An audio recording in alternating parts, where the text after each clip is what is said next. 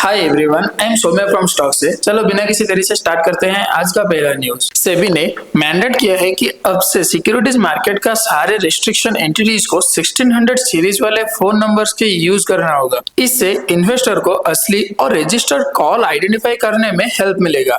Fraud और scams call का risk कम हो जाएगा। यह मूव इन्वेस्टर प्रोटेक्शन और कम्युनिकेशन ट्रांसपेरेंसी को स्ट्रॉन्ग बनाता है। मार्केट में ट्रस्ट बढ़ाने के लिए सेबी का ये एक सॉलिड स्टेप है। इसी के साथ अगर हम नेक्स्ट न्यूज के बारे में बात करें तो इंडिया के ट्रेड मिनिस्टर ने बोला है कि यूएस के साथ बिलैटरल ट्रेड डील पर बातचीत सही डायरेक्शन में जा रहा है। दोनों कंट्रीज अपने ट्रेड इश्यूज को रिजॉल्व करने के लिए और कोऑपरेशन को एनहांस करने के लिए कमिटेड है। इन टॉक्स का एम ये है कि म्यूचुअल ग्रोथ और ट्रेड बैरियर्स को रिड्यूस करना, बिजनेसेस के लिए नया अपॉर्चुनिटीज क्रिएट होने की पॉसिबिलिटी है। दोनों कंट्रीज का इकोनॉमिक पार्टनरशिप और स्ट्रॉन्ग हो रहा है। इसी के साथ अगर हम नेक्स्ट न्यूज के बारे में बात करें तो अदानी ओइलमर का नाम ऑफिशियली चेंज हो रहा है। कंपनी का कहना यह है कि ये स्टेप एग्रीकल्चर और फूड प्रोसेसिंग सेक्टर पे फोकस दिखाता है।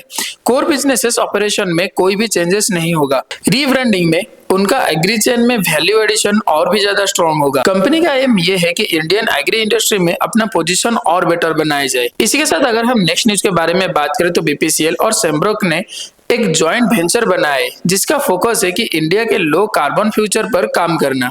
ये पार्टनरशिप ग्रीन हाइड्रोजन और रिन्यूएबल एनर्जी प्रोजेक्ट्स डेवलप करेगा। इसके अलावा green ammonia, port operation, emission reduction जैसे एरियाज में भी एक्सप्लोर किया जाएगा। दोनों कंपनीज ने सस्टेनेबिलिटी और क्लीन एनर्जी को प्रमोट करने के लिए कमिटेड है। इस मूव से इंडिया के ग्रीन ट्रांजिशन एक्सेलरेट होगा। इसी के साथ अगर हम नेक्स्ट न्यूज के बारे में बात करें तो ट्रम्प का प्लान ये है कि चाइना से इंपोर्ट होने वाले फार्मास्यूटिकल प्रोडक्ट्स पर नए टैरिफ्स लगाए जाएं। ये स्टेप यूएस को चाइना के फार्मा प्रोडक्शन से कम डिपेंडेंट बनाने के लिए है। डोमेस्टिक प्रोडक्शन को बूस्ट करने के लिए ये एक पार्ट है। अगर इम्प्लीमेंट होता है तो ग्लोबल फार्मा ट्रेड डायनामिक पर इम्पैक्ट पड़ सकता है। यूएस चाइना के बीच हेल्थ केयर सेक्टर में ट्रेड टेंशन और बनने की पॉसिबिलिटी ज्यादा है। इसी के साथ अगर हम नेक्स्ट न्यूज के बारे में बात करें तो आरबीआई ने रेपो रेट 25 बेसिक पॉइंट से कट करके 6% कर दिया है। गवर्नर ने बोला है कि इन्फ्लेशन टारगेट के नीचे होने की वजह से ये मूव पॉसिबल हुआ है। ये स्टेप इकोनॉमिक ग्रोथ को सपोर्ट करने के लिए लिया गया है। साथ ही आरबीआई गोल्ड लोन पर भी नया कॉम्प्रेसिव गाइडलाइंस भी लाने वाला है। ये रेगुलेशन बोरोवर प्रोटेक्शन और ट्रांसपेरेंसी को और ज्यादा इंप्रूव करेगा। इसी के साथ अगर हम नेक्स्ट न्यूज के बारे में बात करें तो आरबीआई चीफ ने बताया है कि रेगुलेटर एंटिटीज जैसे एनबीएफसी के लिए पार्शियल क्रेडिट एनहांसमेंट पर नए गाइडलाइंस जल्दी आएंगे। ये मूव बॉन्ड मार्केट की क्रेडिट क्वालिटी को एनहांस करने के लिए है। इंफ्रास्ट्रक्चर और कॉर्पोरेटिव सेक्टर के बॉन्ड से ज्यादा अट्रैक्टिव बनेंगे। ट्रांसपेरेंसी और इन्वेस्टर कॉन्फिडेंस इंप्रूव होगा। ओवरऑल फाइनेंशियल मार्केट स्टेबिलिटी के लिए ये एक इंपॉर्टेंट स्टेप है।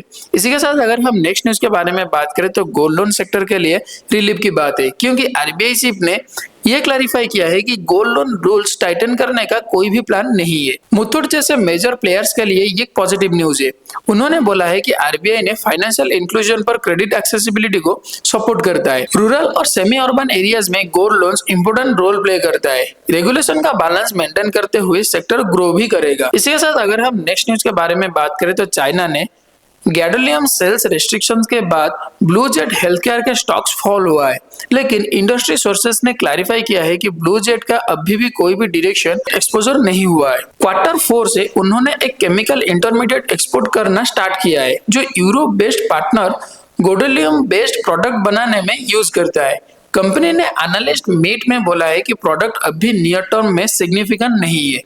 27 फाइनेंशियल ईयर तक ये मीनिंगफुल कंट्रीब्यूटर बनेगा, जो अभी के लिए कोई भी इम्पैक्ट नहीं है। इसी के साथ अगर हम नेक्स्ट न्यूज के बारे में बात करें तो डिपम सेक्रेटरी ने कंफर्म किया है कि इंडिया आईडीबीआई बैंक के स्टेक सेल प्रोसेस एक्टिविटीज आगे बढ़ाने के लिए स्ट्रेटेजी डिसइन्वेस्टमेंट के पार्ट में ये एक इंपोर्टेंट स्टेप है। गवर्नमेंट का एम है कि पब्लिक सेक्टर एंटिटीज को एफिशिएंट और वैल्यूएबल ड्राइवन बनाना। मार्केट में इन्वेस्टर इंटरेस्ट भी बना हुआ है। IDBI bank disinvestment process market के लिए अभी भी एक की फोकस्ड एरिया है। तो ओवरऑल ये था आज का न्यूज अपडेट। अगर आपको हमारी वीडियो अच्छा लगा हो या फिर कुछ भी इंफॉर्मेटिव लगा हो तो आप हमें लाइक करें, शेयर करें और सब्सक्राइब करना मत भूलें। तब तक के लिए हम रहते हैं और मिलते हैं एक नए एपिसोड के साथ।